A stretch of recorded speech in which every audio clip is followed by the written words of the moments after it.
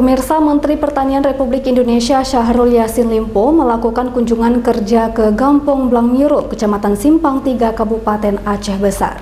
Dalam kunjungannya, Syahrul Yassin Limpo melakukan launching kawasan pertanian berbasis korporasi petani di Aceh. Menteri Pertanian Republik Indonesia Syahrul Yassin Limpo terus mendorong upaya reaktivitas pabrik pupuk Iskandar Muda atau PIM1 yang sempat terhenti selama hampir 10 tahun akibat kekurangan pasokan gas. Hal itu disampaikan saat Mentan melakukan kunjungan kerja ke PT Pupuk Iskandar Muda Jumat siang kemarin. Kunjungan ini dilakukan untuk mengecek kesiapan suplai pupuk dari perusahaan milik BUMN tersebut.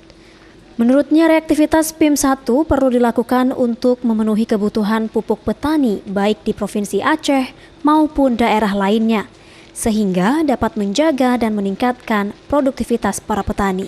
Dirinya juga akan melakukan koordinasi dengan Kementerian ESDM terkait proses reaktivitas industri PIM1 tersebut. Dan satu agak-agak tidak bisa berproduksi karena masalah gasnya, dan saya sudah bicara Pak Dirut, dan tentu saja saya komunikasikan dengan Menteri SDM, dan tentu saja karena kami yang butuh, tentu saja saya akan bersama-sama Pak Dirut Iskandar Muda untuk menjajaki dari mana sumber-sumber yang mungkin kita lakukan untuk mengakselerasi pabrik-pabrik dan industri kita. Untuk diketahui, sejak beberapa minggu terakhir pabrik PIM1 telah berhasil direaktivitasi setelah sempat berhenti selama hampir 10 tahun terakhir. Namun baru saja diaktifkan, pabrik amoniak 1 itu harus kembali dihentikan.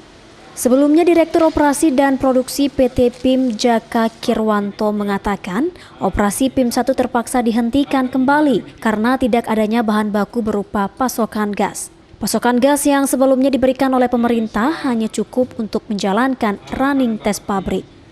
Dari Kabupaten Aceh Utara, Armia Jamil, iNews melaporkan.